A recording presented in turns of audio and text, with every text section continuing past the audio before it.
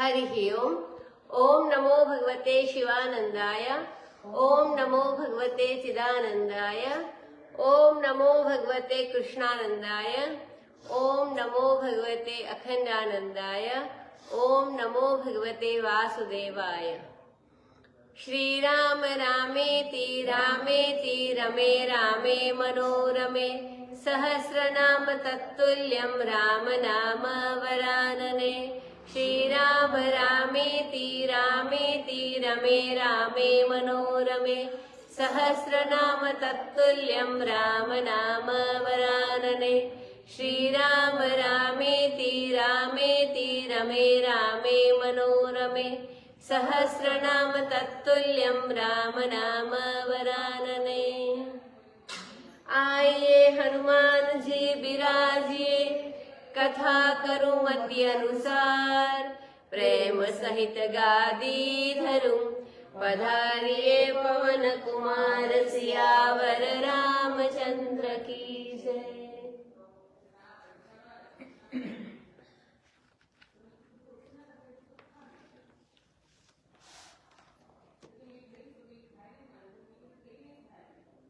रामचरितमानस स्वामी श्री अखंडानंद जी महाराज के प्रवचनों पर आधारित पुस्तक अयोध्याकांड।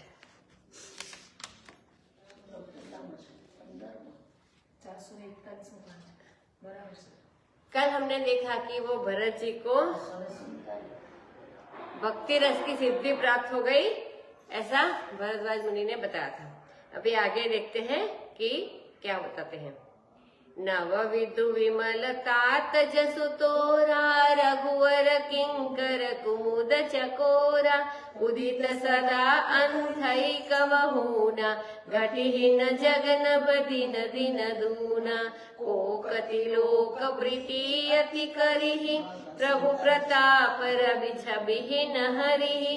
निसि दिन सुखद सदा सब काहू, ग्रसिहीन कई कई करत बुराहु। पूरन राम सुषेम पीयूष, गुर अवमान दोष नहीं दोष। राम भगत अमी अघाहु, कीन्हे सुलभ सुधा वसुधाहु। भूप भगीरथ संग सरियानि, सुमिरन सकल सुमंगल धानि। अधिक कहाँ जेहि सम जग नाही, जासु स्नेह सकोच बस। राम प्रगट गए भाई, जे हरहि नयन निकवहु। निरखे नहीं अघाई, सियावर रामचंद्र की जय।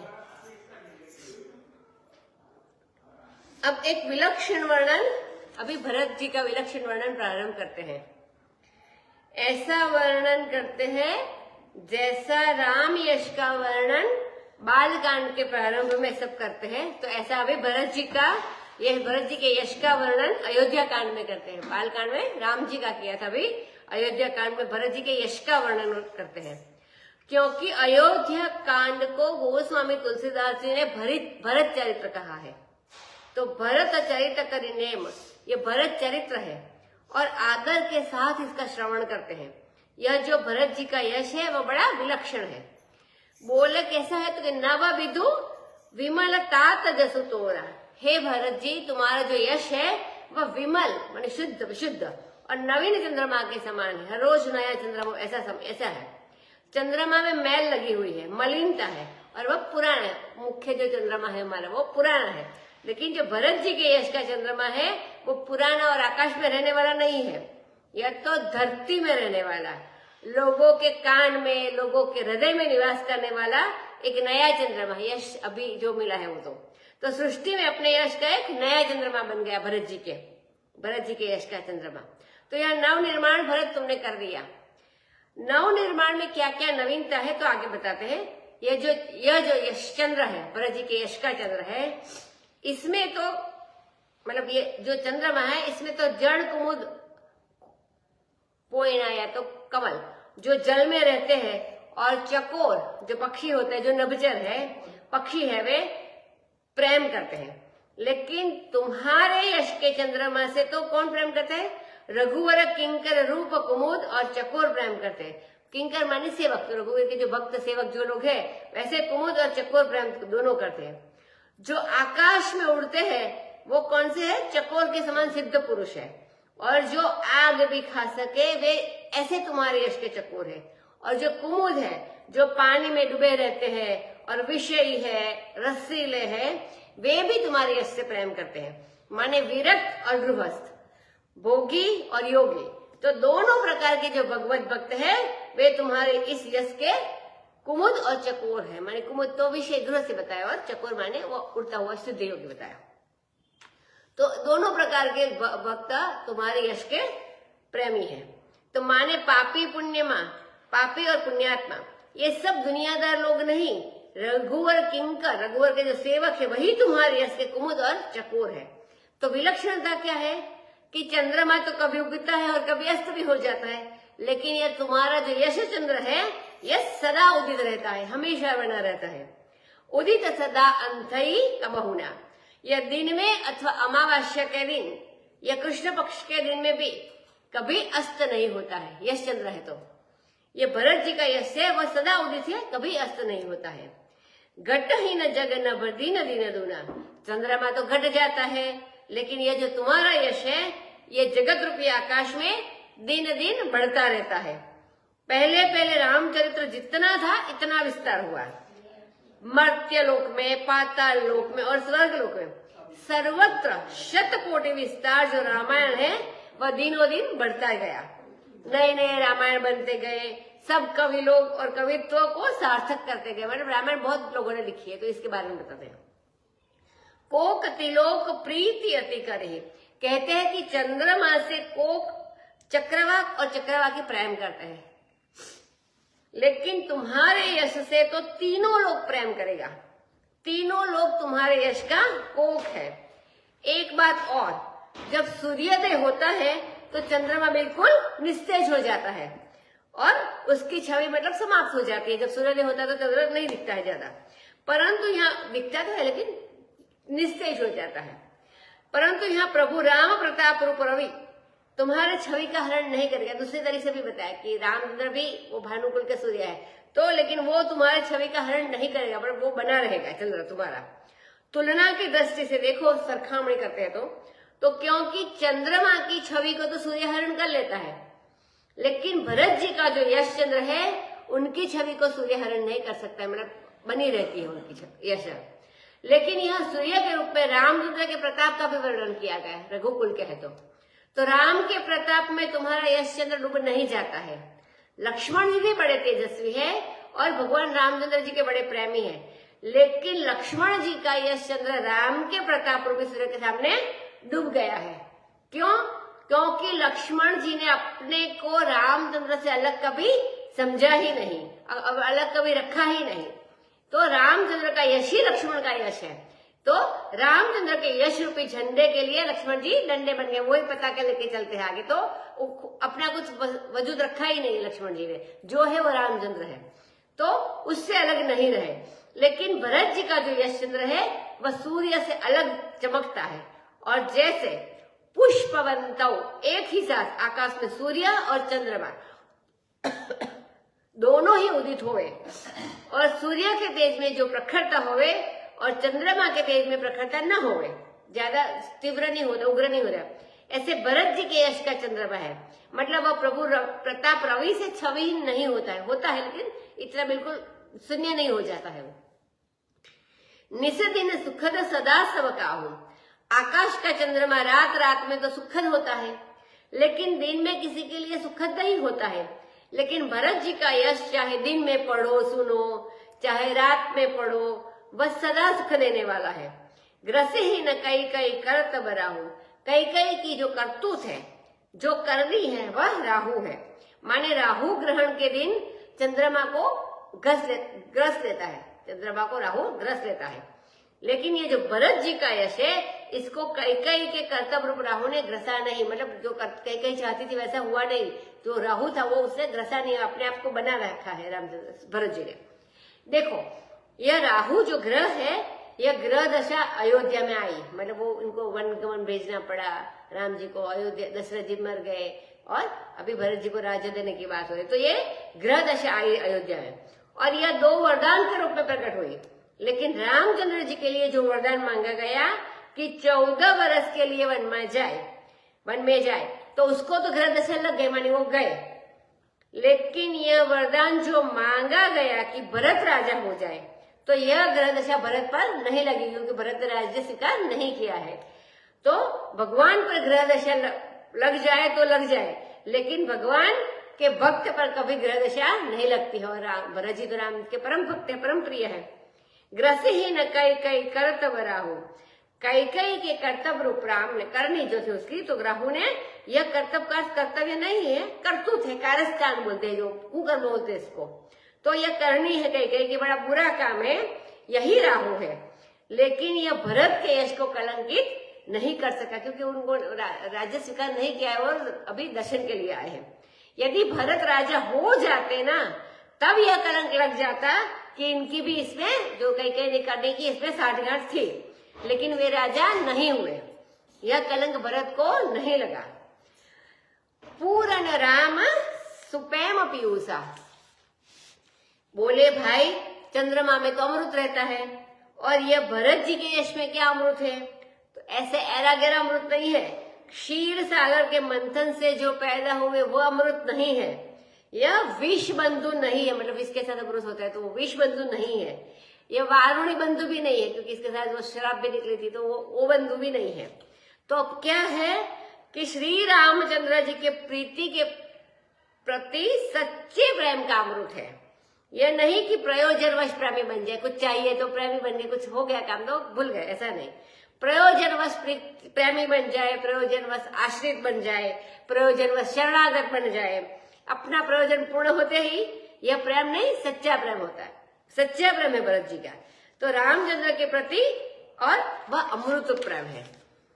चंद्रमा के अंदर एक बड़ा भारी दोष है, गुरु अवमान दोष।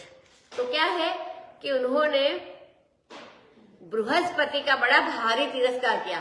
देवों के गुरु जो थे बृहस्पति, तो उनका बड़ा भारी तिरस्कार किया, उनकी पत्नी के प्रति दुर्भाव किया, उनके साथ युद्ध किया चंद्रमा ने, बृहस्पति जी का अपमान किया चंद्रमा ने।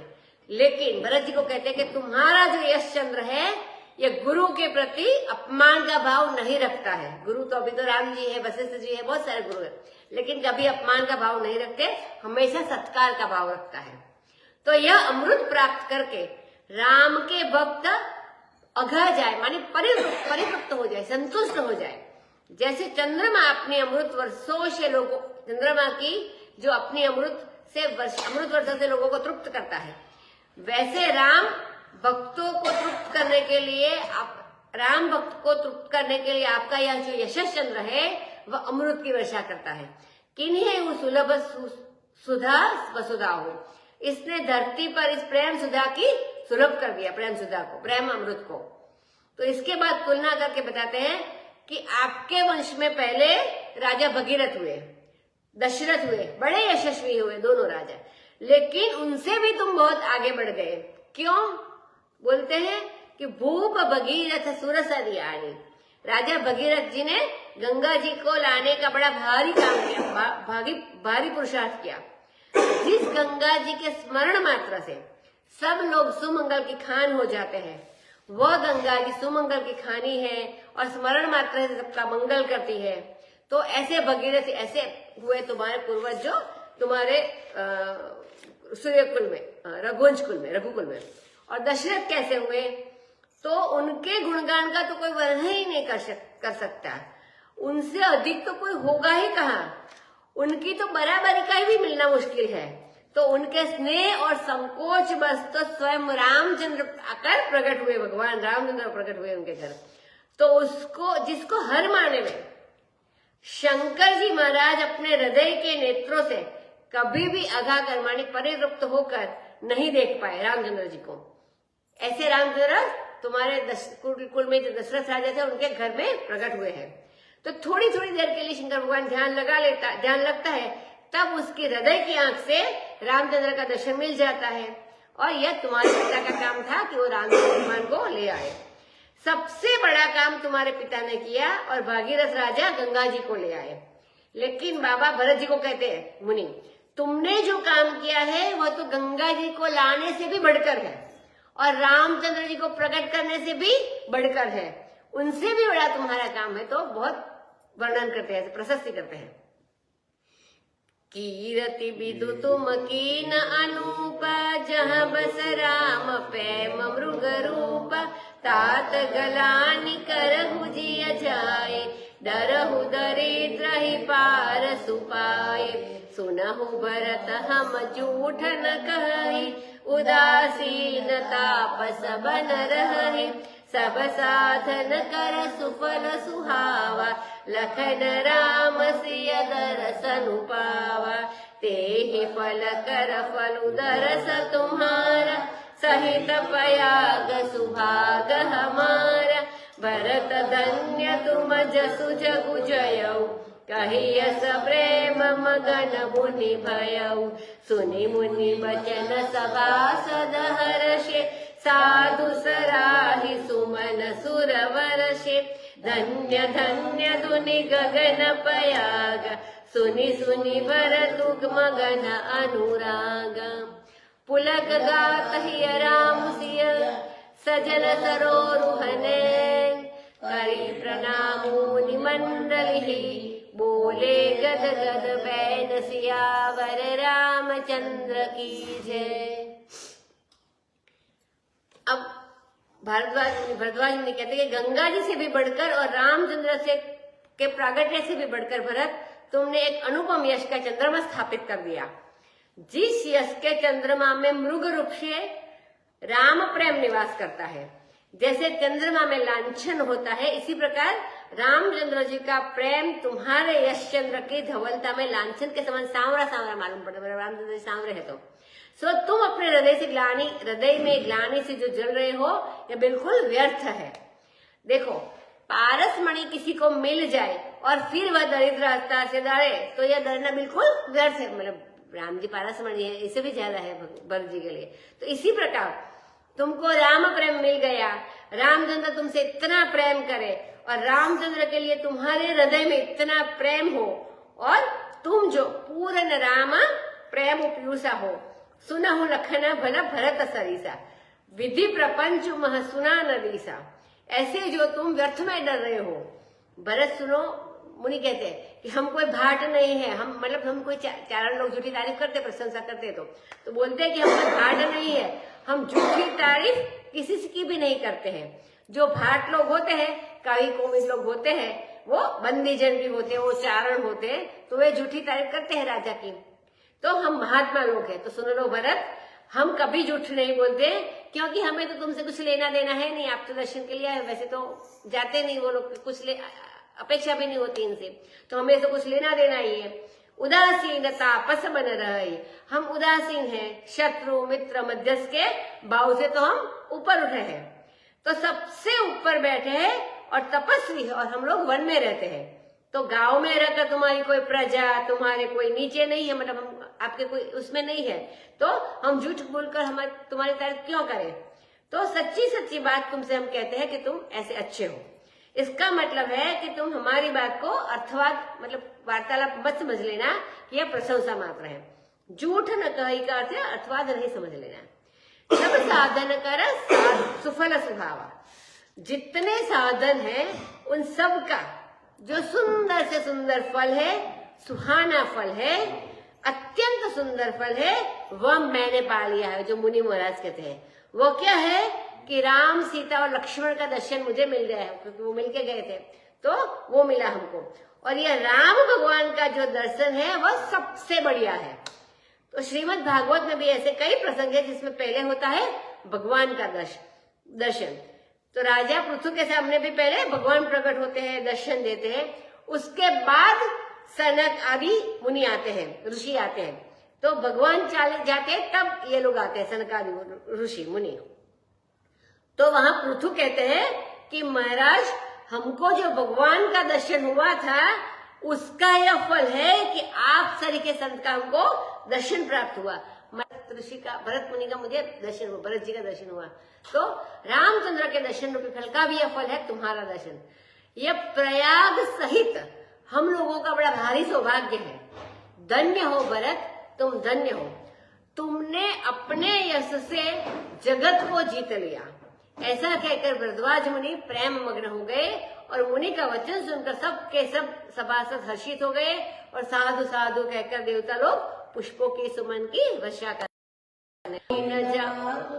तब कर सोचू, नहीं दूजिय जगु जानी ही पोचू, नाही न डरु बिगरी ही परलोकु, पितहु मरण कर मोहि न सोकु, सुकृत सुजस बरि भुवन सुहाय, लक्ष्मण राम सरिस सुत पाए, राम विरहत जितनु छन भंगु, भूप सोच कर कवन प्रसंगु, राम लखन सिय बिनु पग पनहि, कर मुनि बेश फिरहि बन बनहि, अजीन बसन फल असन मही, शयन राशि कुसपात, बसी तरु तर नित सहत हिम, आतप वर्षा बात सियावर रामचंद्र की जय। अब ये बात सुनकर भरत जी का शरीर पुलकित हुआ और शरीर में पुलक है, हृदय में सीताराम है, मुख में सीताराम का नाम है, नेत्रों में जल है और मुनि मंडली को प्रणाम करके वो गदगद वचन बोल रहे भरत जी। तो पहली बात उन्होंने कहा कि सौगंध नहीं खानी चाहिए। लोग बोलते हैं कि मैं सौगंध खा के सच्ची सच्ची बोलता हूँ, तो वो बताते हैं कि सौगंध नहीं खानी चाहिए क्योंकि एक तो महात्माओं का, मुनियों का समाज है, माने जिन लोगों से हम बात कर रहे हैं वे लोग परम पवित्र आत्मा है और स्थान है तीर्थराज। स्थान कौन सा है? तीर्थराज। और बात है बिल्कुल सच्ची। तो जो सौगंध खाता है वह ये कहता है कि मैं बिना सौगंध के जो बात कहता हूँ उसमें झूठ होता है, मतलब जब बोलता है तब सौगंध खा के बोलता है, मतलब बाकी समय वो झूठ बोलता है, तो ऐसा नहीं है। पर जो सौगंध से कहता है वह झूठ नहीं है। इस बात को स्वयं ही प्रमाणित कर देता है कि मैं बिना सौगंध के जो बोलूं उसमें झूठ रहता हूँ, मतलब सौगंध कभी नहीं खानी चाहिए, सीधा सीधा सत्य बात बता देनी चाहिए। तो हमेशा सच बोलना चाहिए, उसमें सौगंध की क्या जरूरत है, सच तो हमेशा ही बोलना चाहिए। और वैसे शपथ खाना कोई अच्छी बात नहीं है, तो सच्ची सौगंध भी कोई खाए तो उससे पाप लगता है और एक अकर्तव्य होता है, हानि होती है। मतलब सौगंध खा के बात, शपथ खा के कभी बात नहीं करनी चाहिए। आप लोगों के बीच में और इस प्रयागराज के क्षेत्र में यदि मैं कुछ बनाकर कहता हूँ, मतलब कुछ खोटी बात कहता हूँ, बात को बनाकर कहता हूँ कि ये झूठ नहीं, झूठ की तो कोई बात ही नहीं, कि झूठ कहना तो बिल्कुल अलग, बनाकर कहना माने वाणी को ऐसा उलट पुलट करके कह देना, द्विअर्थी शब्द बोलना, तो ऐसा बात को बना देना जिससे अपना अपराध प्रकट न हो। ऐसी बात कई लोग बोल देते हैं कि अपना अपराध प्रकट न हो, तो इससे बढ़कर अधिक पाप और कोई नहीं हो सकता है। तो यह झूठ से भी बड़ा है, मतलब उल्टा पुल्टा करके बात करने वाली बात। तो जो छल है, कपट है, वह झूठ से भी बड़ा है, क्योंकि उसमें जानबूझकर बात पर पर्दा डालने के लिए वैसा कहा जाता है, सत्य के नाम पर तो ऐसा कभी नहीं करना चाहिए। तो जिससे मैं बात कर रहा हूं, मुझे मालूम है कि आप सब लोग सर्वज्ञ हैं और हृदय में अंतर्यामी रामचंद्र बैठे हैं, और मैं सद्भाव से कह रहा हूं, असल में लोग मेरे दुख को नहीं समझते हैं कि मेरे दिल में दुख किस बात का है, वो लोग नहीं समझते हैं। जब तक मेरे मन के दुख कोई नहीं समझेगा, मेरा रोग नहीं समझेगा, तब तक तो चिकित्सा करेगा, जो इलाज करेगा वो व्यर्थ ही होगा। मतलब मेरा दुख क्या है वो अभी तक कोई समझता नहीं है। अब तक जितने लोग हैं वे मेरे मन की तकलीफ को नहीं समझते हैं। भरत जी सबको कहते हैं ऐसा, मुनि पूरी मंडली बैठी इसमें। मोहिन मातु कर तब कर सोचू, हमारी माता ने क्या करतूत की, इसका मुझे कोई शोक नहीं है। किसकी माँ, किसका पिता, और माँ ने जो किया, अभी वो आ गया भाव, किसकी माँ, किसका पिता, और माँ ने जो किया उसका जो दंड था उसको मिल गया, कर्म का फल उसको मिल गया। क्या फल मिला? बड़े का बड़ा दंड क्या हो सकता है, तो वो विधवा हो गई। दुर्बुद्धि अपने विधवापन का साज खुद सजा लिया, बेटे को राजा करना चाहती थी, सो भी नहीं हुआ, और इस बात का भी मुझे दुख नहीं है। राम भरत जी को ऐसा कभी दुख नहीं है कि मेरा अपयश होगा, तो ऐसा भी दुख नहीं है। संसारी लोग मुझे नीच समझेंगे, इस बात का भी हमको कोई दुख नहीं है। अरे नीच समझे अपनी अपनी अकल है। ऐसा संसार में कौन सा मनुष्य हुआ है जिसको किसी ने को तो बुरा ना समझा हो। मतलब सबको कोई ना कोई तो समझता है, जो आज किसी के लिए अच्छा हो किसी के लिए बुरा हो सकता है। तो मतलब ऐसा कोई नहीं है, तो उसका भी मुझे कोई चिंता नहीं है। तो बुरा समझने वाले भी लोग होते हैं। राम में भी 10 दोष निकालने वाले होंगे। दोष निकालने वाले तो यह भी कह दे कि वाली को ऐसे क्यों मारा, शंभू का वध क्यों किया, 20 बात नहीं करते, मतलब ऐसे मुझे कोई फर्क नहीं पड़ता है। कृष्ण में भी, भगवान कृष्ण में भी लोग हजारों दोष निकालते हैं, विधाता की दोष निकालते हैं, विधाता की रचना में दोष निकालते हैं। तो दोष निकालने वालों की तो जीभ नहीं पकड़ी जा सकती, तो सिर्फ अपने मन को निर्दोष बनाया जा सकता है। मतलब हम क्या है वो हम जान सकते हैं। ना ही न डरो बिगड़ी ही परलोकू, मुझे इस बात का भी डर नहीं है कि मेरा परलोक बिगड़ जाएगा और मेरे पिता मर गए, इस बात का भी मुझे शोक नहीं है। क्यों? कि बोलते हैं कि दुख नहीं है, शोक नहीं है। क्यों भाई? पिता की मृत्यु पर तो दुख होना चाहिए। बोले नहीं, मुझे पिताजी की मृत्यु का भी कोई दुख नहीं है। वहां वर्णन आया है कि भरत ही बिसरे हूं पितु मरण, सुनत राम वन गोनु। राम वन गमन सुनते ही, पहले पिता मर गया ऐसा बता, दूसरी बार बताया राम वन गमन, तो राम वन गमन सुनते ही पिता मर गए, ये बात भरत जी को बिल्कुल भूल गए। तो पिता के लिए तो रोते ही नहीं है। जिसका अपने इष्टदेव के प्रति इतना प्रेम है, राम के प्रति प्रेम है, वह संसार में किसी के पैदा होने पर खुश नहीं होते और किसी के मरने पर दुखी नहीं होते, इसको शोक नहीं होता है। क्यों? फिर से बोलो, जिसका अपने इष्टदेव के प्रति प्रेम है, राम के प्रति प्रेम है, वह संसार में किसी से पैदा होने पर खुश नहीं हो सकता और किसी के मरने पर दुखी नहीं हो सकता। क्योंकि जिससे प्रेम होता है उसी की वृद्धि से वो सुख होता है और उसी से ह्रास से माने उसकी कम होने से वो दुखी होता है। तो उसका दूसरे के साथ तो कोई संबंध है ही नहीं, मात्र इष्टदेव के साथ है, अपने परम प्रिय के साथ। सो बोले कि पिता के लिए हमको शोक नहीं है। कि क्यों? कि देखो उनके पुण्य और दशरथ जी के पुण्य और यश से तो सारा भवन सुहावना बन रहा है, मतलब अच्छा बन रहा है। और उनको लक्ष्मण और राम ऐसे अच्छे सदृश दोनों पुत्रों की प्राप्ति हुई है और उन्होंने भी मृत्यु भी पाई। तो कैसे पाई? राम के विरह में पाई। तो यह भी एक प्रशंसा की बात है। तो राम प्रेम को सच्चा करके दिखा दिया, तो उनके लिए भी मुझे शोक नहीं करना चाहिए। दूसरे, शरीर तो वैसे भी एक दिन छूटता ही है, तो ऐसा तो नहीं है कि वो मरते ही नहीं। वे तो वृद्ध हो गए थे और उत्तम निमित्त से वो मर गए, राम के प्रेम में वो मर गए। तो उनके लिए शोक करने का क्या प्रसंग है? हमारे शोक की जो रीढ़ है वह यह है, मतलब मूल क्या है कि वह यह है, मैं दुखी क्यों हो रहा हूं, यह बात मैं आपके सामने सच्ची सच्ची बिना बनावट के कह रहा हूं। क्या बताते हैं? राम लखन सिय बिनु पग पनहि, पनहि माने जूता। अपने प्यारे के कष्ट से मुझे कष्ट है। हमें पिता के कष्ट से कष्ट नहीं है, माता के कष्ट से कष्ट नहीं है, हमें तो अपने प्यारे के कष्ट से कष्ट है। अब कष्ट क्या है अपने प्यारे को? तो राम, सीता, लक्ष्मण, ये तीनों बिनु पग पनहि, पांव में जूता तक नहीं, और मुनिवेश बनाकर वो वन वन डोल रहे, मतलब वन वन घूम रहे हैं, भटक रहे हैं, मृग चर्म पहनते हैं, फल खाते हैं और कुश और पत्ता बिछाकर धरती पर सोते हैं, पेड़ के नीचे रहते हैं और सर्दी, गर्मी, वर्षा, हवा सब सहते हैं। तो बस हमें दुख है तो इस बात का दुख है। एहि दुख दाह दहाई दिनु छाती, भूख न बासर नींद न राती, एहि रोग कर औषधु नाही, सो देव सकल विश्व मन माही, मातु कुमत बढ़ई अगमूला, तेहि हमार हित किन बंसूला, कलिकट काठ कर कीन कुजंत्रु, गाड़ी अवधि पढ़ी कठिन कुमंत्रु, मोहि लगी यह कुठाटु तेहि ठाटा, घाले सी सब जगहु बारह बाटा, मिटई कुजो राम फिर पाए, बसई अवध नहीं आन उपाय। भरत बचन सुनि मुनि सुख पाई। सब ही कीनी बहु भांति बढ़ाई। तात करहु जनि सोचु विशेषी। सब दुख मिटि राम पग देखी। करी प्रबोध मुनिवर कहेऊ।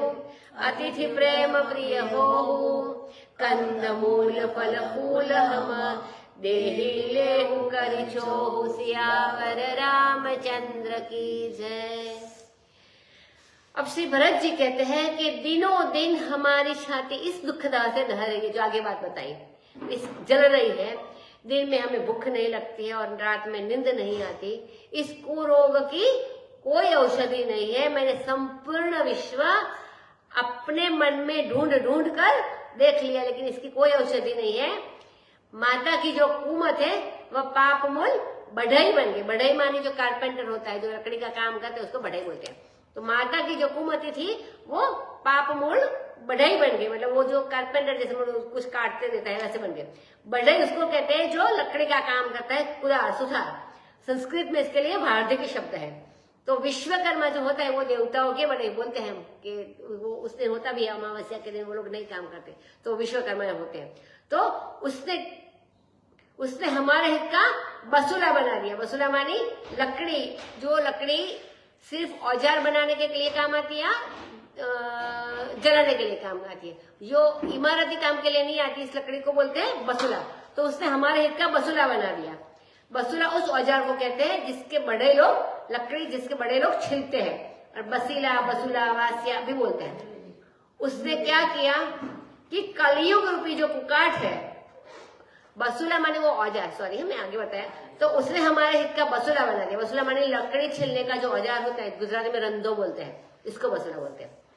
और इसने क्या किया कि कलयुग रूपी जो कुकाठ है, कुकाठ माने वो लकड़ी जिसको इमारती काम में नहीं आता है, का वो सिर्फ जलाने के लिए या तो औजार बनाने के काम में आता है, तो उसको कुकाठ बोलते हैं। अच्छा वाला काष्ठ नहीं। तो आपस में कलह रूप कुकाठ का कुयंत्र उसने बनाया। कली बहेड़े को बोलते हैं, बहेड़ा वृक्ष आता है संस्कृत भाषा में। तो बहेड़े की लकड़ी कलयुग मानी जाती है। तो जिसके घर में, स्वामी जी बताते हैं, जिसके घर में लड़ाई झगड़ा करवाना होता है उसका एक यंत्र बनाते हैं और मंत्र पढ़कर उसके घर के आसपास कहीं गाड़ देते हैं। तो उसका ऐसा कोई तांत्रिक प्रयोग है। तो बोले उस कलयुग रूप काठ का उसने कुयंत्र बनाया कई ने। और कठिन कुमंत्र पढ़कर अवध की जगह अवधि भी बोल सकते। अवधि माने 14 साल और अवध माने अयोध्या। तो अवधि अगर पाठ हुए तो गाढ़ी अवधि पढ़ी कठिन कुमंत्री। तो 14 वर्ष की अवधि का भी और 14 अक्षर वाला जो मंत्र है वह पढ़कर उसने धरती में गाड़ दिया। और मेरे लिए उसने यह सारा उठाट, मतलब वो अच्छा काम नहीं किया, तो संसार के और सारे जगत को उसने नष्ट भ्रष्ट कर दिया और 12 बांट कर दिया, मानी सब कुछ छिन्न भिन्न कर दिया, नष्ट भ्रष्ट कर दिया माता जी ने। तो कोई बड़ी भी चीज हो, किसी के घर में बार बार हो और बार जगह बट जाए तो उसकी क्या दशा होगी, मतलब टुकड़े टुकड़े हो जाएगा तो किसी को कुछ खाने को नहीं मिलेगा, छोटा छोटा हो जाएगा। तो इसी प्रकार ये दुनिया का भी कई माता ने 12 बांट कर दिया, राज्य को नष्ट भ्रष्ट कर दिया। अब यह कुजोग मतलब यह कुमंत्र तब मिट सकता है, इसकी दवा हमने देख ली है। क्या है कि रामचंद्र भगवान फिर से आ जाए। अब यह जो अवध है ये दूसरे किसी उपाय से बच नहीं सकता, बस भी नहीं सकता है। मतलब अगर राम जी आते तभी अयोध्या नया बस जाएगा फिर से। अवध उजाड़ किन्हीं कई, तो कई ने अवध को उजाड़ दिया है, मतलब उजाड़ तो उज्जड़ बना दिया है। अब भरत का वचन सुनकर भरद्वाज मुनि को बड़ा सुख हुआ और सभी तरह से उनकी बड़ाई की और बोले, हे तात, तुम विशेष सोच अपने मन में मत, सोच माने शोक, तो आप शोक मत करो। सब दुख मिटा ही राम पद देखी, रामचंद्र के चरणारविंद का दर्शन होने से ये सारे दुख तुम्हारे मिट जाएंगे। तो ऐसे बोलते हैं। तो भरत जी का भी यही निश्चय है। तो देखो बिनु रघुबीर पद जियर की जरनी न जाई। तो यह बात मुनि ने भी बताई। तो माने मुनि और भरत का मत एक हो गया, दोनों मत मिल गए। इसके बाद मुनिवर ने उन्हें फिर से समझाया बुझाया और करी प्रबोध मुनिवर कहे। अब बताते हैं आगे कि अब तुम हमारे प्रेम प्रिय अतिथि हो जाओ। कैसे प्रेम प्रिय? प्रेम प्रिय अतिथि का अर्थ है कि हमारे पास तो वन में रहते तो कोई सामग्री इतनी तो है नहीं, जगह भी इतनी नहीं है, अन्न भी नहीं है, भोजन भी नहीं है, लेकिन प्रेम के जो आदमी किसी के अगर रुखा सुखा भी हो तो खा लेता है प्रेम से, तो उसको भी खाकर गुजार कर लेता है। तो अगर तुम तो प्रेम के प्यारे हो, तुमको प्रेम को प्यार करते, तुम वस्तु को तो प्यार करते नहीं, वो भरत जी को बोलते हैं। तो जो भले मानुष होते हैं वे प्रेम पसंद करते हैं, वस्तु में उनकी कोई दृष्टि नहीं होती है। तो प्रेम में अगर कमी है तो सब कमी है। और कहते हैं ना कि दुर्योधन को मेवा त्यागो, शाक विदुर घर खाई, तो सबसे ऊंची प्रेम सगाई। तो दुर्योधन के मेवा में प्रेम नहीं था और विदुर के शाक में प्रेम था। तो बड़े लोग वस्तु नहीं देखते, प्रेम देखते हैं। तो हम कंदमूल, भरद्वाज मुनि कहते भरत जी को, तो हम कंदमूल फल फूल तुम्हें देते हैं और उसको तुम छो से, हमारे प्रेम से, स्नेह से स्वीकार करो। यह नहीं कि तुम क्षत्रिय हो और हम ब्राह्मण हैं तो ब्राह्मण की वस्तु तुम कैसे लोगे, तो स्नेह करके ले लो, क्योंकि क्षत्रिय होता है तो वो देने वाला होता है, कभी ब्राह्मण से तो कोई लेते नहीं, ब्राह्मण को देते हैं। तो बोले ऐसा भी मत करो और तुम प्रेम से ले लो। वैसे ब्राह्मण की, महात्मा की वस्तु लोग लेना पसंद नहीं करते हैं, जनरली स्वामी जी बता रहे हैं। हमको अपने गांव की तरफ की एक याद है कि वहां एक बिंद कर्मी जाति रहती होती है। ये वैसे जाति में कोई बहुत ऊंचे भी नहीं है और छोटे भी नहीं है, लेकिन ये लोग कभी ब्राह्मण के घर का नहीं खाते हैं। क्यों नहीं खाते? तो कहते हैं कि बाबा आपके घर में दान का अन्न न जाने किस किस के घर से आता है, तो आप तो तेजस्वी हो, तपस्वी हो, शास्त्र पढ़ते हो, तो आप खाएंगे तो आपको तो पच जाएगा, लेकिन हम खाएंगे तो हमको नहीं पचेगा। तो इसलिए वो लोग ब्राह्मण के घर का नहीं खाते हैं। अभी भी होता है कई लोग। और ये क्षेत्रों में जो अन्न होता है, अन्न क्षेत्रों में जो अन्न आता है, माने एक आदमी कोई प्रेम से क्षेत्र चलाता हो, अन्न क्षेत्र, और वह बात दूसरी है, लेकिन बहुत से लोग मरते समय मुर्दे के हाथ से अन्न छुआ देते हैं और फिर क्षेत्रों में भेज देते हैं कि इसको खिला दो। तो अब वह कोई गृहस्थ के खाने के लायक थोड़ी होता है, नहीं, वो गृहस्थ के खाने के लायक नहीं होता है। इसीलिए धर्मादय का अन्न गृहस्थ को नहीं खाना चाहिए। साधुओं, ब्राह्मणों के पास आया हुआ अन्न उसको पचाना बड़ा मुश्किल पड़ता है। 1 गुना खाओ तो 100 गुना भेज दो, मतलब इतना ज्यादा दान करो तब आप इसको पचा सकते, मतलब वो कुछ न कुछ पुण्य कर्म करना पड़ता है।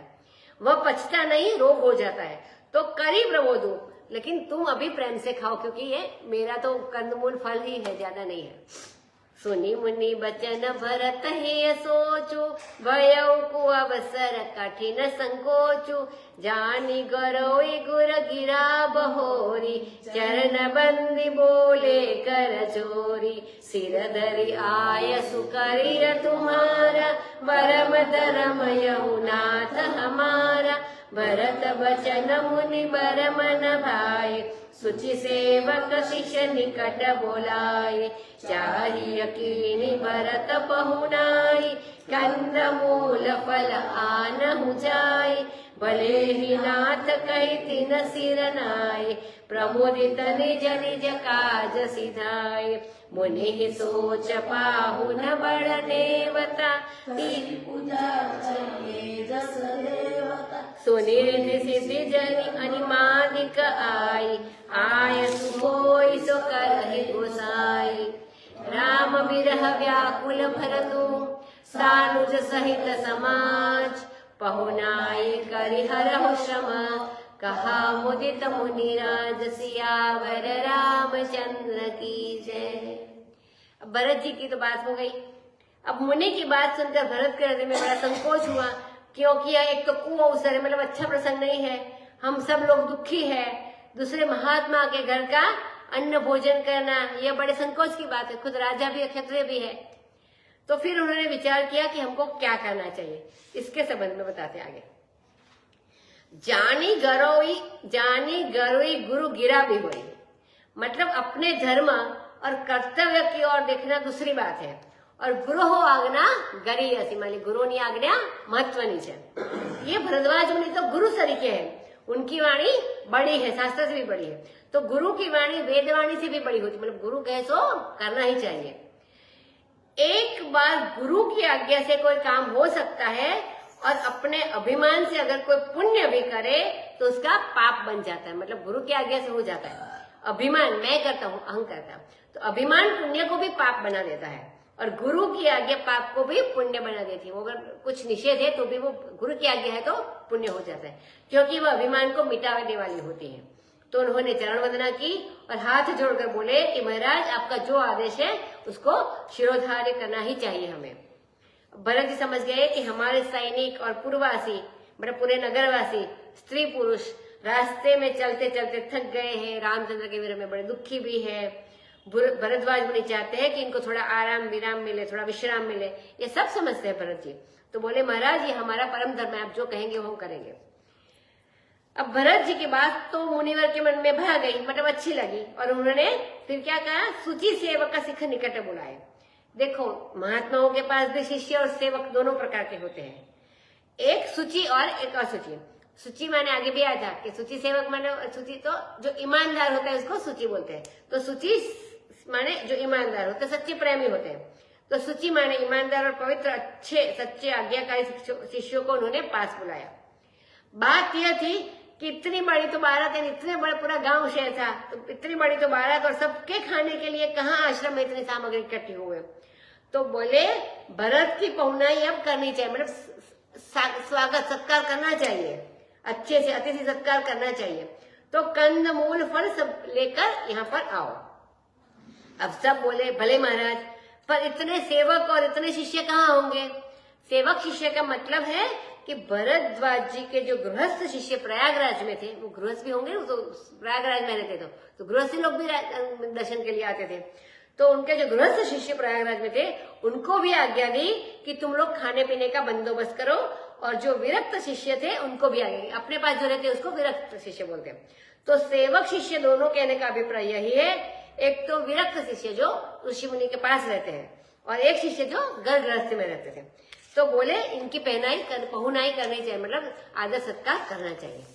बड़े आनंद में सब लोग अपना अपना करने के लिए गए, लेकिन मुनि के मन में बड़ा भारी सोच है, मतलब बहुत शौक है कि मैंने तो बहुत बड़ा मेहमान नेवत दिया, मैंने बहुत बड़ा निमंत्रण दे दिया है भारी मेहमान को। ये तो भारी है, राजा है तो भरत जी, भारी मेहमान को निमंत्रण दे, तो अभी मन में सोच है। अब जैसा देवता है वैसे पूजा भी तो होनी चाहिए। जैसे देवी की पूजा में सामग्री दूसरी होगी, नारायण की पूजा में सामग्री दूसरी होती है, जैसा देवता वैसे पूजा होती है। हम लोग भी करते हैं, तो शंकर जी की पूजा में अलग अलग रस चढ़ाते हैं, तो अलग अलग पूजा होती है। तो ये ऋषि भी सोचते हैं। अब भरद्वाज जी रिद्धि और सिद्धि को कभी काम में लेते नहीं थे, अपने के लिए तो कुछ चाहिए नहीं। तो रुद्धि और, ऐसे लिखा है रुद्धि, लेकिन रिद्धि सिद्धि हो सकता है। तो रुद्धि और सिद्धि उनको बड़ी मुनि को बड़ी चिंता हो रही थी कि इतने बड़े जो अयोध्या के पूर्ववासी है, नर नारी है, तो इनका स्वागत सत्कार कैसे हो। तो वहां रिद्धि जी भी आई और सिद्धि जी भी आई। तो रिद्धि जी जो है ये कुबेर के साथ रहती है, और सिद्धि जी है वो गणेश जी के साथ रहती है। तो सिद्धि को कितने प्रकार की होती है, 8 प्रकार की होती है सिद्धि। अणिमा, महिमा, गरिमा, लघिमा, फिर प्राप्ति और प्राकाम्य और इशित्व और वशित्व, तो 8 प्रकार की सिद्धियां होती है। तो ये 8 सिद्धि आ गई, तो सब आई और हाथ जोड़कर ऋषि मुनि के सामने खड़ी हो गई। भरद्वाज जी ने किसी से कुछ नहीं कहा, वे खुद ही हाथ जोड़कर खड़ी हो गई। तो बोली कि गुसाई आय सो होई जो करे, मतलब आज्ञा हो ऐसा हम करें, आपकी जो आज्ञा हो सो हम करने के लिए तैयार है। तो कहने पर जो, मतलब ऋषि मुनि कहे और कहे उसमें क्या फायदा, तो कहने पर जो किया तो क्या किया, तो जब पूछ कर किया, मतलब उसकी आज्ञा लेकर किया, तो उसमें बड़ा भारी सत्कार हो गया। तो उन्होंने कहा कि राम के विरह में भरत जी व्याकुल हो रहे हैं, अपने भाई सहित और समाज सहित, सो उनकी पहुनाई करके सत्कार करके उनका स्वागत सत्कार का सारा श्रम तुम ले लो, हरण कर लो। ऐसा मुनिराज ने मुझे प्रसन्न वदन होकर कहा। अब तो रिद्धि सिद्धि ने अपना सौभाग्य समझा कि इतनी सेवा करने का मौका मिला। ऋषि जी तो भरद्वाज जी तो कभी बुलाते नहीं है काम में। रिद्धि सिद्धि सिर धरि मुनि बरबानी, बड़ भागिनी आपुह अनुमानी, कहि परस्पर सिद्धि समुदाय, अतुलित अतिथि राम लघु भाई, मुनि पद बंदी करिय सोई आजू,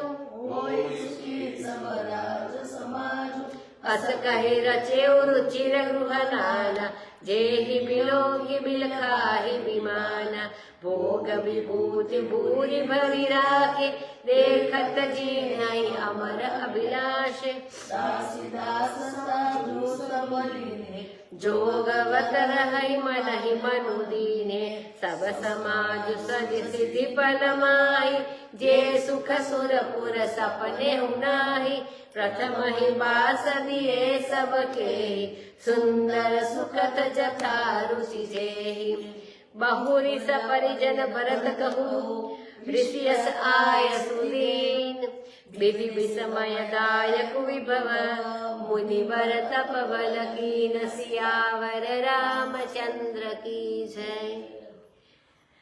अब वर्णन करते हैं कि मुनिवर की वाणी को शिरोधार्य करके रिद्धि और सिद्धि को शिरोधार्य करके रिद्धि और सिद्धि अपने को बड़ा बड़भागी समझने लगे, भाग्यशाली समझने लगे कि मुनि की इच्छा के अनुसार हमको चलना मिल रहा, मतलब उनकी जो इच्छा है उनको पूर्ति करने का मिल रहा है। और सब रिद्धि सिद्धि समुदाय परस्पर कहते हैं कि देखो रामचंद्र के छोटे भाई अतुलित अतिथि है, मतलब किसी को तुलना नहीं कर सकते किसी साथ, तो ऐसे अतुलित अतिथि है। अतुलित माने अनुपम, ऐसा अतिथि संसार में फिर कभी नहीं मिल सकता है। सो आज मुनि के चरणों की वंदना कर वही करो जिससे सारा समाज सुखी हो जाए। ऐसा कहकर उन्होंने जितने पूर्ववासी और सैनिक थे उनके लिए एक एक गृह अलग अलग रच दिया, जिनको देखकर स्वर्ग के विमान भी बिलखने लग गए। भोग वैभव बहुत बहुत, बुरी बुरी माने बहुत बहुत ज्यादा ज्यादा प्रचुर जत्थे में, तो बुरी बुरी सब में भरकर रखे, बहुत सामग्री रखे। उनको देखकर देवता लोग चाहने लगे कि ये हमको मिल जाए। सब मकानों में अलग अलग दासी और दास, सब सामग्री हाथों में लिए हुए, जोगवत रह ही मन ही मनुदिन है, मन में मन मिलाकर, अयोध्या वासियों के मन में अपना मन मिलाकर उनको जोगा उतरे, मतलब उसको संभालते हैं ये सारे लोग जो होते हैं। जो ध्यान नहीं, अभी मन कैसे मिलता है वो बताते हैं। जो ध्यान नहीं करेगा, जो समाधि नहीं लगावेगा, वह दूसरे के मन से अपने मन को कैसे मिलावेगा? वह तो अपने मन के लिए ही दूसरे का मन चाहेगा। हम दूसरे का नहीं सोचते, हमारे सोचेंगे। संसारी लोग जब प्रेम करते हैं तो वे कहते हैं कि तुम हमारे मन के अनुसार चलो, यह नहीं कहते कि हम तुम्हारे मन के अनुसार चलेंगे। और प्रेम होता है तब जब सामने वाले के मन के अनुसार चला जाए, और अपने मन के अनुसार चला जाए तब तो प्रभुत्व हो जाता है, तब तो हम मालिक बन गए सबके। तो सेवक कहाँ रहे? तो जो सेवक होते हैं वो हमेशा स्वामी के मन के अनुसार चलना चाहिए। तो ये जो दासी और दास है, ये प्रभु के मन से मन मिलाकर चलते हैं। सब समाज सजी सीधी पल माही, अब एक पल में सारी सुख की सामग्री चुटकी में सजा दी। जो सुख सपने में भी नहीं मिलता है वह सुख वहां पर बना दिया, जंगल में, वन में। सब लोगों को अलग अलग मकान में बसा दिया। सब वैभव, सबके रसोई अलग, सबके दासी अलग, दास अलग, सबके लिए पकवान, वस्त्र, आभूषण अलग अलग, जैसी रुचि थी उसके लिए वैसी चीज वहां पर रख दी गई। ऐसा सबका निवास हो गया, सब परिजन के सहित, मतलब जो नगरवाल परिवारजन और नगरजन, सबके लिए, सब परिजन के सहित भरत को ऋषि ने आदेश दिया। अब मुनिवर ने अपने, परिजन माने परिवारजन, अभी वो पुरजन का हो गया, अभी परिवारजन की बात करते हैं। सब परिजन के सहित भरत को ऋषि ने आदेश दिया। मुनिवर ने अपने तपबल से उनके लिए ऐसा वैभव बनाया, ये पहले रिद्धि सिद्धि ने बनाया पूरे नगरवासियों के लिए। अभी ये मुनिवर ने अपने तपबल से उनके लिए ऐसा वैभव बनाया कि जो विधि के लिए भी विस्मयदायक, विधि माने ब्रह्मा जी, तो विधि के लिए भी विस्मयदायक हो, आश्चर्यजनक हो, जिसको देखकर ब्रह्मा खुद आश्चर्य करे, तो ऐसा वैभव बना दिया। और लोगों का तो सिद्धियों से सत्कार किया, जो लोग आए थे उनका, लेकिन भरत का सत्कार उन्होंने सिद्धियों द्वारा नहीं करवाया, वो स्वयं अपने तपोबल से करवाया, मतलब खुद किया। मुनि प्रभाव जब भरत बिलोका, सब लघु लगे लोकपति लोका, सुख समाज नहीं जाई बखानी, देखत बिरत बिसारहि ज्ञानी, आसन शयन सुबसन बिताना, बन बाटी का बिहग मृग नाना, सुरभि फूल फल अमीय समाना, विमल जलाशय विविध विधाना, असन पान सुचि अमीय अमी से, देखि लोग सकुचात जमी से, सुर सुर भी सुर तरु सब ही के, लखि अभिलाष सुरेश सची के, ऋतु बसंत वह त्रिविध बयारी, सब कह सुलभ पदारथ रथचारी शख चंदन वनितादिक भोगा देखी हरस विस्मय बस लोगा संपत्ति चकई भरत चक्र तेहि आश्रम पिजरा राखे वा विनुसार सियावर रामचंद्र की जय। अब भरत ने देखा, भरत जी ने, कि यह सब मुनि के तप का प्रभाव है, पता तो चल जाता है।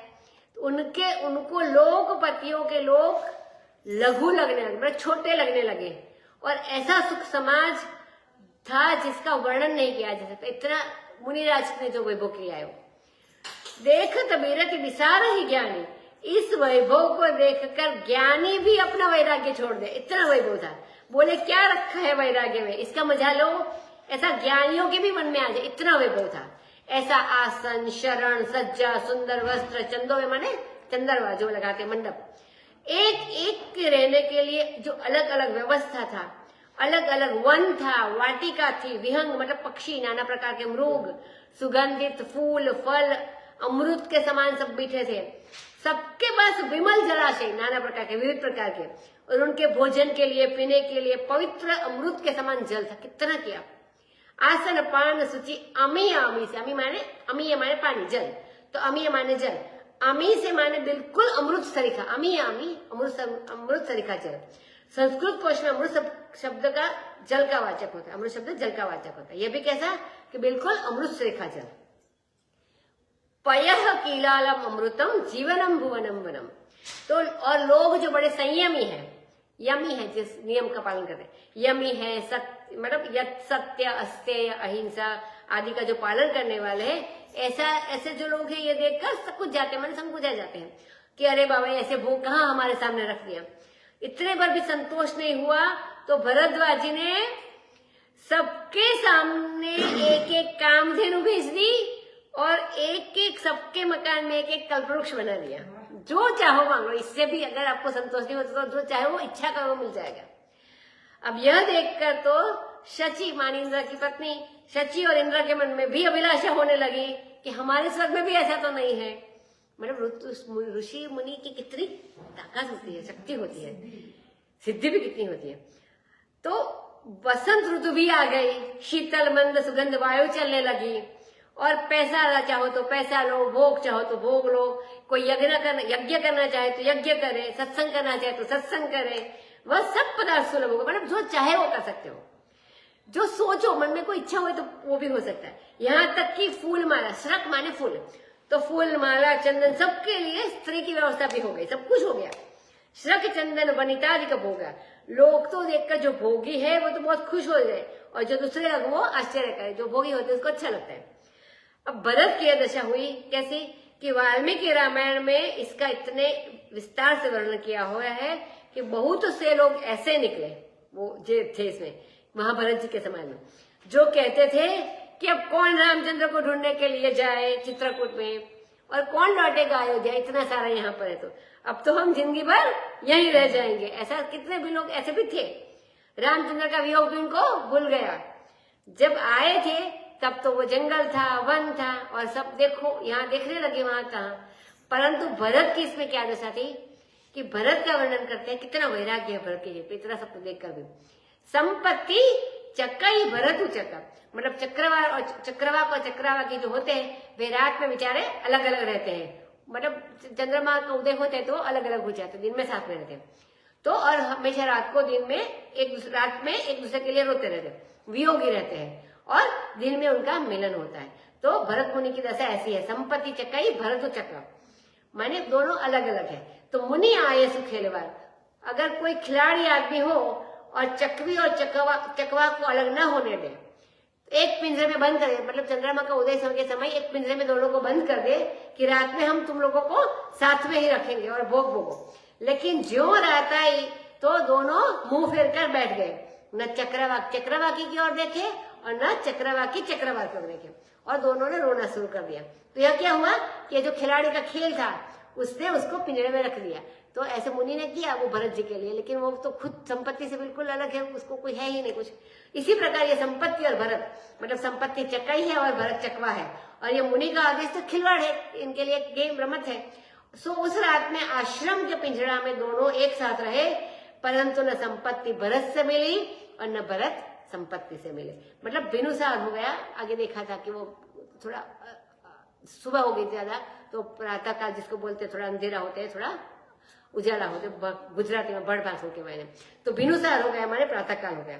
अब क्या करते हैं, कीन निमज्जनु तीर्थ राजा नाय मुनि सिरु सहित समाज ऋषि आयसु असीस सिर राखी कहि दंडवत विनय बहुभाषी पथ गति कुशल साथ सब लीने चले चित्रकूट कहि चितुलीने राम सखा कर दीने लागू चलत देह धरि जनु अनुरागु नहीं पद त्राण शीस नहीं छाया प्रेम ने मुरतु धर्मु अमाया लखन राम सिय पंथ कहानी पूछत सकहि कहत मृदुवानी राम पास थल बिटप बिलोके उर अनुराग रहत नहीं रोके देखी न सासुर भरि सही फूला वही मृदु महि मगु मंगल मूला किए जाहि छाया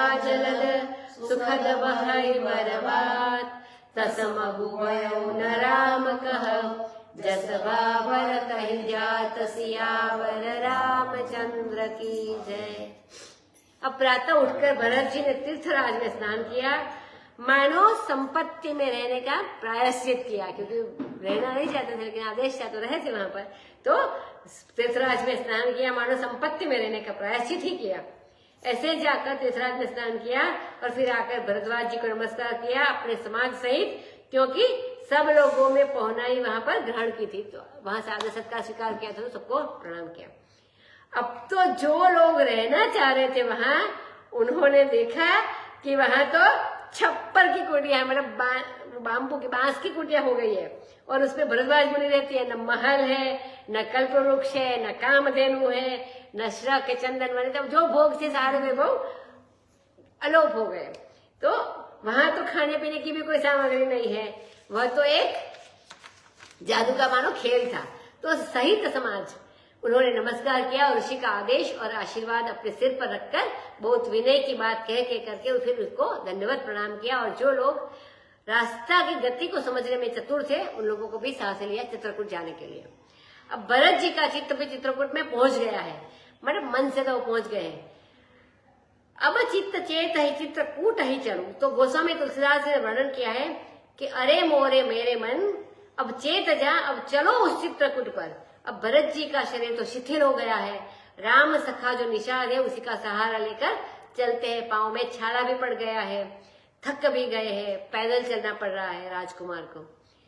तो राम सखा कर दीन है लागू, जैसे अनुराग मतलब प्रेम अनुराग शरीर धारण कर चल रहा हो वैसे वो चल रहा है। न पाँव में जूता है, न सिर पर छाता है, और प्रेम नेम का कई व्रत रखे हैं, और धर्म का जो पालन है वह अमाया है, मतलब माया नहीं है इसमें।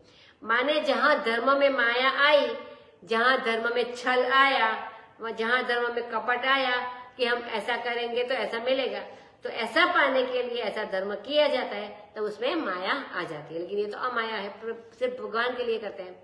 तो असल में कामना ही धर्म में माया है, जो भी कुछ इच्छा होती है वो माया बोलते हैं इसको।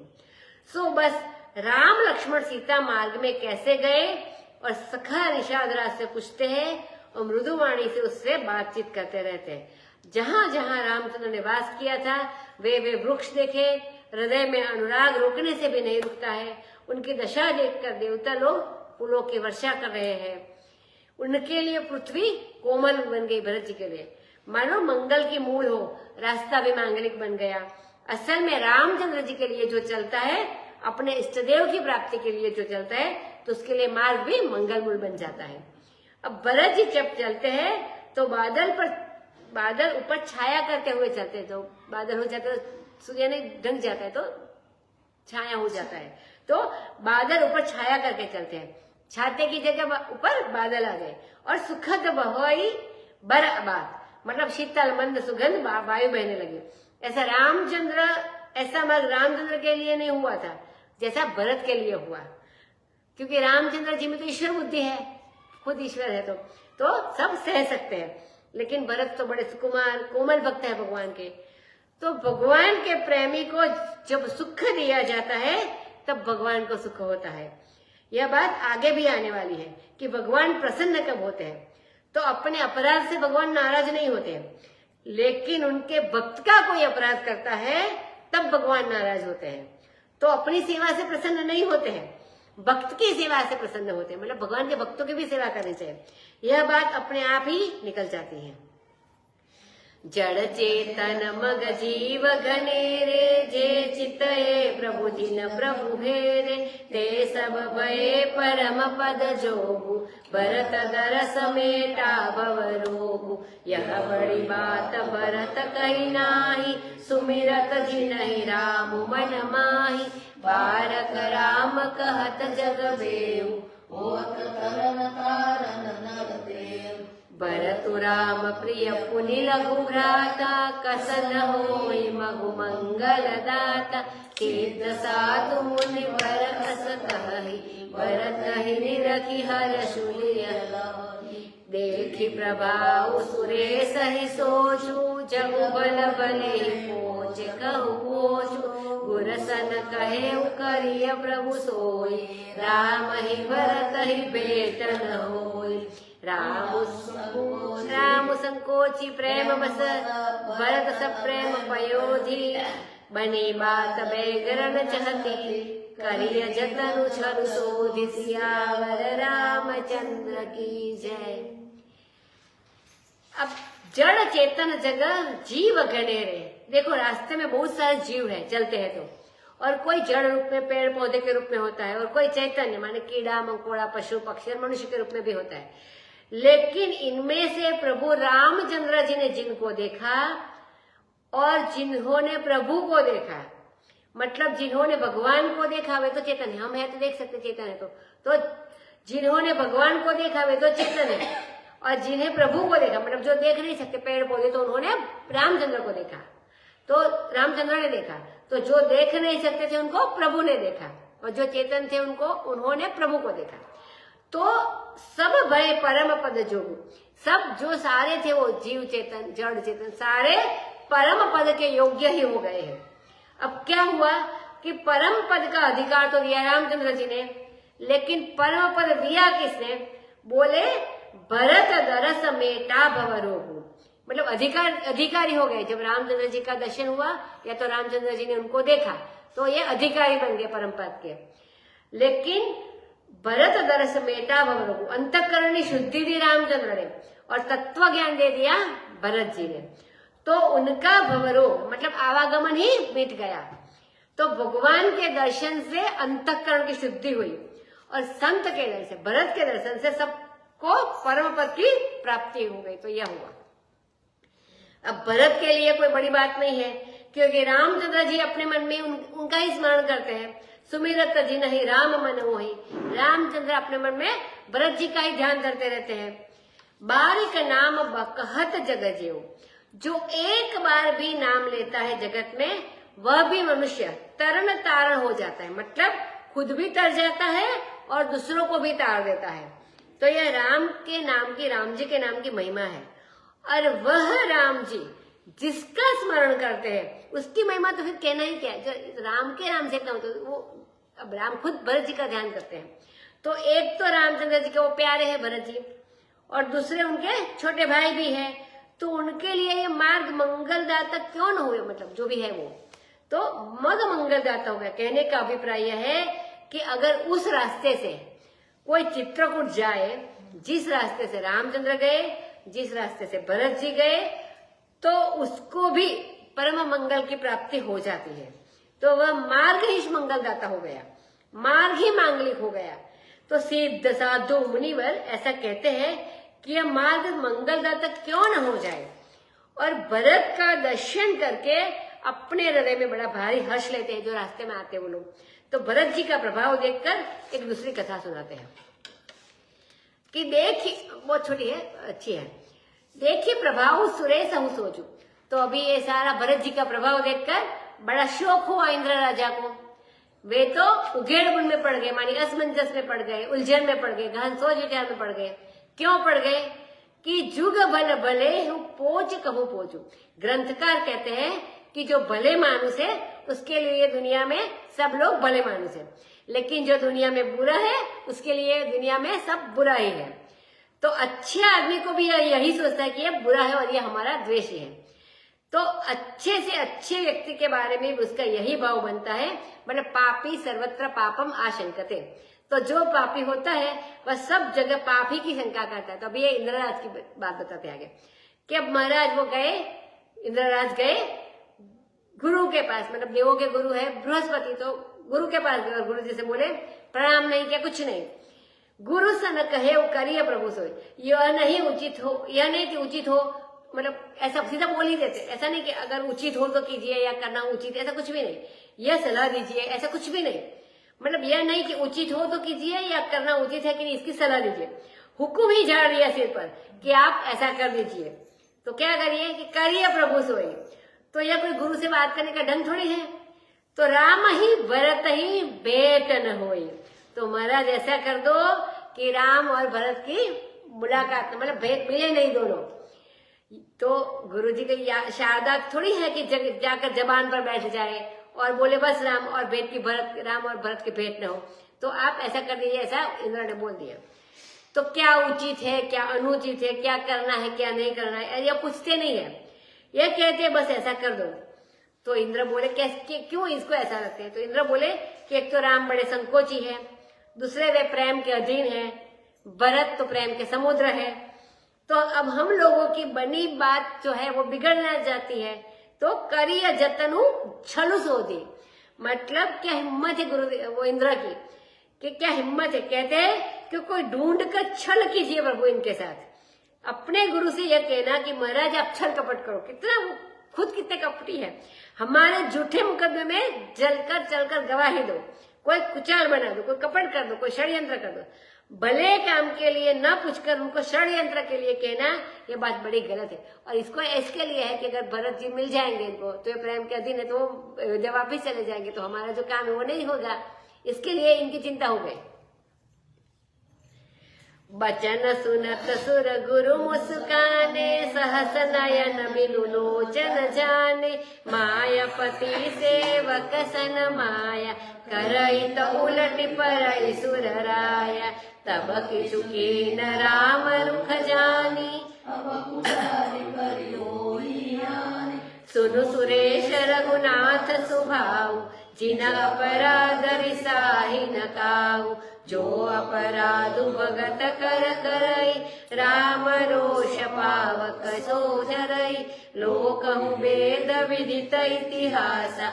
यह महिमा जानहि दुर्वासा। भरत सरिस गो राम स्नेहि, जपु जप राम राम जप जेहि। मनहुन आनी अमरपति, रघुबर भगत अकाजू। अजसु लोक परलोक दुख, दिन दिन शोक समाजु। सियावर रामचंद्र की जय। अब वचन सुनत गुरु मुस्काने, मतलब अब इंद्र की बात सुनकर सुर गुरु बृहस्पति मुस्कुराने लगे। उन्होंने कहा कि देखो, कहने के लिए तो 1000 आंख है इंद्र के, सहस नयन है ना, क्योंकि 1000 आंख से देखते, ऐसा नहीं है। जो गुप्तचर थे इंद्र के 1000 विभाग था उनका, मतलब खुफिया पुलिस के 1000 विभाग थे उनके, तो इसलिए वे सहस नयन बोलते हैं। तो बोले है तो 1000 आंख वाला, लेकिन बिल्कुल अंधा है, मतलब सहस नयन बिनु लोचन जाने। वे सहस्र नेत्र है लेकिन अंध है। कैसे? माया तत्र न कर्तव्या, माया ये नैव निर्मिता। बात सोच समझ करनी चाहिए। मायापति से अगर माया किसी ने की, राम जी माया, इसके साथ तुम माया करवाना चाहते हो, तो मायापति से अगर माया किसी ने की तो हे इंद्र, वह माया करने वाले पर ही उल्टी पड़ जाती है। तो जो शुरू में शारदा को भेज दिया था, वह तो राम का रुख जानकर गई थी वहां पर शारदा मति बदलाने के लिए। राम चाहते थे खुद कि हमको राज्य न हो, वो खुद छिटना चाहते थे उससे। तो वन में जाकर रावण आदि को मारना चाहते थे, इसीलिए वैसा किया था, मतलब वो इसीलिए वो मान गए थे। अब अगर कोई कुचाल की, कोई कपट किया, कोई षड्यंत्र किया तो बड़ी भारी हानि होगी, चेतावनी देते। तो इंद्र तुम रामचंद्र के स्वभाव को सुन लो। निज अपराध रिसाही न काऊ, मतलब उनका कोई कितना भी अपराध करे उस पर वे नाराज नहीं होते। परंतु यदि कोई भक्त का अपराध करता है, राम भरत का, तो वह राम रोष पावक में जल जाता है, अग्नि में जल जाता है। माने जो अपने प्रिय का प्रिय है उसका अपराध करने पर दुख उसको नहीं होता है। जो प्रिय होता है दुख उसको होता है, तो जो अपना प्रिय होता है उसको दुख होता है, उसका दुख होता है। प्रिय के प्रिय को दुख देना भी अपने प्रिय को ही दुख देना है। सो वह तो राम रोष पावक में जल जाता है। लोक और वेद में यह इतिहास विदित है कि हम महिमा दुर्वासा जी जानते हैं कि वे अम्बरीश को दुख देने चले थे और स्वयं महाराज चक्र ने उनको वह घिसोटा कि वह खिदमत वापिस भेज दिया, तो कहीं दुनिया में उनके लिए जगह नहीं मिली थी। सो भरत के समान रामचंद्र का स्नेही कोई और नहीं है। तो बृहस्पति जी कहते हैं कि जगु जप राम राम जप जय, जगत राम राम का जप करता है और राम भरत भरत का जप करते हैं। तो जगत में राम सरिखा स्नेही, राम का भरत सरिखा स्नेही और कौन है? तो हे अमरपति, इंद्र को बोलते हैं। तो हे अमरपति, हे इंद्र, मन में भी यह बात नहीं लाना कि हम राम के भक्त की कोई हानि करेंगे, मतलब भरत की कोई हानि करेंगे। इस लोक में अपयश होगा, परलोक में दुख होगा और दिन दिन शोक बढ़ता जाएगा। तो किसी का अनिष्ट करने की बात मत सोचना। सुनु सुरेश उपदेश हमारा, राम ही सेवक परम प्यारा। मानत सुख सेवक सेवकाई, सेवक बैर बैरु अधिकाई। यद्यपि सम नहीं राग न दोषु, गहि न पाप पुन गुण दोषु।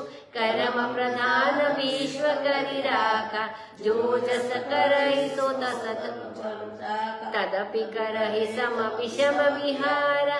भगत अभगत हृदय अनुसारा, अगुण अलेप अमान एक रस। राम सगुण भय भगत प्रेम बस, राम सदा सेवक रुचि राखी।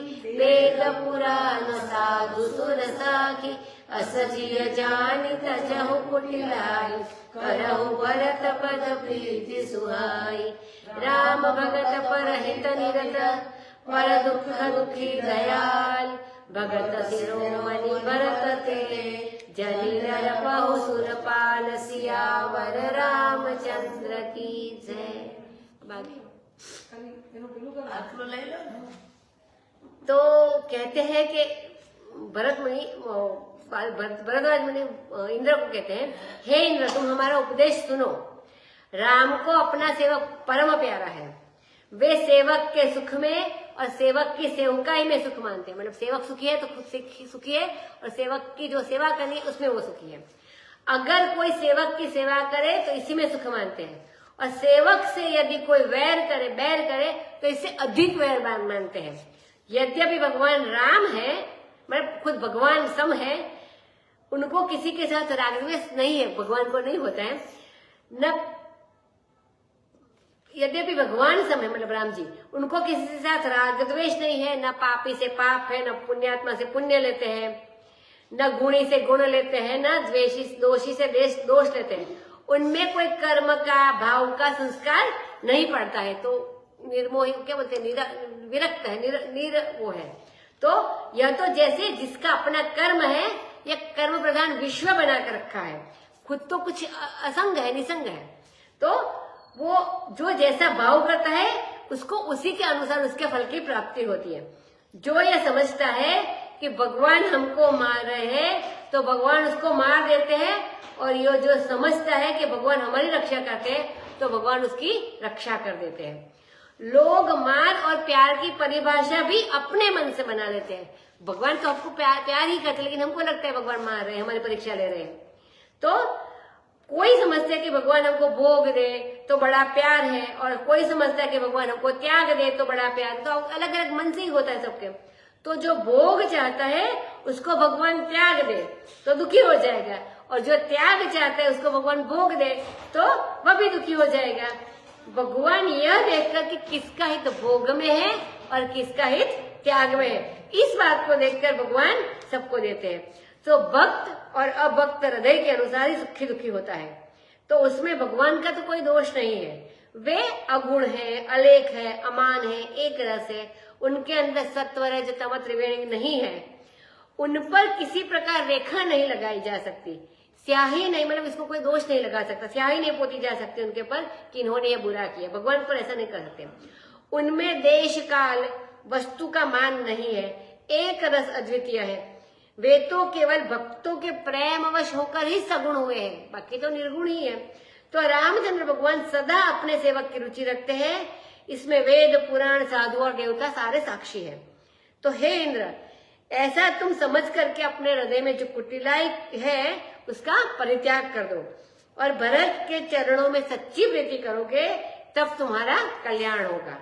राम के जो भक्त होते हैं वे हमेशा दूसरों की भलाई में लगे रहते हैं, दूसरों के दुख से दुखी होते हैं, बड़े दयालु होते हैं, और उन भक्तों में भक्त शिरोमणि है भरत।